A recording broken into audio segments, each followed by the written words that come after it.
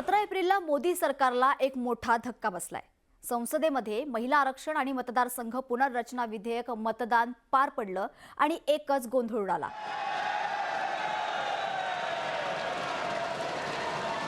गोंधळाचं कारण आहे घटना दुरुस्ती विधेयक मंजूर होण्यासाठी आवश्यक मतदानाचा टप्पा मोदी सरकारला गाठता आला नाही आणि त्यामुळे 2/3 पेक्षा कमी मतं मिळाल्याने हे बिल मंजूर होऊ शकलं नाही। देश का महिलाओं को अब सम्मान अधिकार देने का जो बिल है उसको विपक्ष ने साथ नहीं दिया।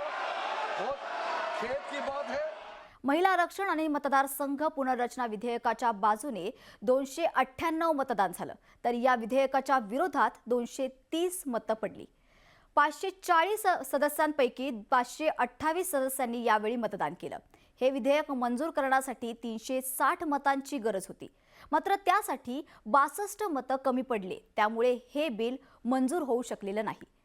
मात्र हा गोंधळ हे विधेयक मांडल्यापासूनच सुरू झालं होतं, कारण या विधेयकाला विरोधकांकडून विरोध केला जात होता। नेमकं काय घडलं संसदेमध्ये, काय घटनाक्रम होता, हे सगळं जाणून घेऊया आजच्या या व्हिडिओमध्ये। तर पंतप्रधान नरेंद्र मोदी यांच्या सरकारनं संविधान 131वी दुरुस्ती विधेयक 2026, केंद्रशासित प्रदेश कायदे दुरुस्ती विधेयक 2026 आणि सीमांकन विधेयक 2026 लोकसभेत सादर केली होती। या विधेयकांच्या बाजूने पंतप्रधान नरेंद्र मोदी, केंद्रीय गृहमंत्री अमित शाह यांच्यासह सत्ताधारी पक्षातील विविध नेत्यांनी भूमिका मांडली, तर विरोधी पक्षांकडून अखिलेश यादव, लोकसभेतील विरोधी पक्षनेते राहुल गांधी, प्रियंका गांधी, अरविंद सावंत, अमोल कोल्हे, वर्षा गायकवाड यांच्यासह विरोधी पक्षांनी आपली बाजू मांडली। तर झालं असं की हे घटना दुरुस्ती विधेयक असल्याने मंजूर करण्यासाठी लोकसभेतील उपस्थित सदस्यांच्या 2/3 मते आवश्यक असतात। लोकसभेत या घटना दुरुस्ती विधेयकावर मतविभाजनाद्वारे मतदान घेण्यात आलं। घटना दुरुस्तीच्या बाजूने पहिल्या फेरीत 298 मतदान झालं, तर घटना दुरुस्ती विधेयकाच्या विरोधात 230 मतं नोंदवली गेली। एकूण 528 खासदारांनी मतदान केलं आणि 528चं 2/3 352 होतं, त्यामुळे घटना दुरुस्ती विधेयक मंजुरीसाठी आवश्यक संख्याबळ सरकारकडे नसल्याचं स्पष्ट झालं। लोकसभा अध्यक्ष ओम बिर्ला यांनी संविधान 131वी दुरुस्ती विधेयक 2026 नामंजूर झाल्याचं यावेळेस जाहीर केलं। त्यानंतर संसदीय कामकाज मंत्री किरेन रिजिजू यांनी इतर 2 विधेयकं पुढे न नेण्याचा निर्णय घेतलाय। जसं मी आधी म्हणाले की हे विधेयक मांडल्यापासूनच मोदी सरकार आणि विरोधकांमध्ये चांगली जुंपलेली होती, कारण विरोधकांना या विधेयकावर आक्षेप होता। या आक्षेपाची देखील कारणं आहेत। केंद्र सरकारकडून महिला आरक्षण लोकसभेत आणि विधानसभेत संविधान 131वी दुरुस्ती विधेयकात लोकसभेच्या जागा वाढवण्याचं प्रस्तावित केलं।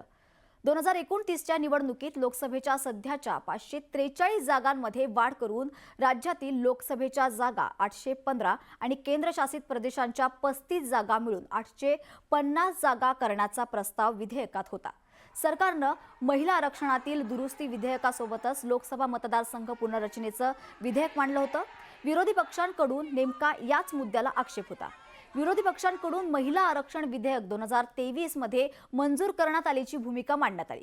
सगळ्यात आधी तर केंद्र सरकारच्या महिला आरक्षण विधेयकासोबत परिसीमन विधेयक आणल्यानं विरोधी पक्षांनी सरकारच्या हेतूवरच प्रश्नचिन्ह उपस्थित केलं। काँग्रेस नेत्या प्रियंका गांधी यांनी म्हटलं की यापूर्वी महिला आरक्षण विधेयकाला सध्याच्या सत्ताधाऱ्यांनीच विरोध केला होता। केंद्र सरकारला महिला आरक्षण लोकसभा आणि विधानसभेत लागू करायचं असेल तर 543 जागांमध्येच अंमलबजावणी करावी, अशी भूमिका यावेळेस प्रियंका गांधी यांनी मांडली। केंद्र सरकारच्या लोकसभेची सदस्य संख्या 850 पर्यंत वाढवण्याचा प्रयत्न वरवर जरी पाहिला तर खरं तर त्यात काही आक्षेप घेण्यासारखं नाहीये। मात्र आणखी खोलवर जर विचार केला तर यातील राजकीय हेतू लक्षात येतो, असं देखील प्रियंका गांधी यांनी टीका करत म्हटलं होतं। मात्र या विधेयकाला मिळालेली नामंजुरी हा मोदी सरकारसाठी एक मोठा धक्का आहे। मात्र हे बिल आता जरी नामंजूर झालं असलं तरी देखील आम्ही ते मंजूर करण्यासाठी पुन्हा प्रयत्न करू, अशी प्रतिक्रिया सत्ताधाऱ्यांनी दिली आहे। नेमके काय पडसाद याचे उमटतात हे पाहणं आता निश्चितच महत्त्वाचं ठरणार आहे।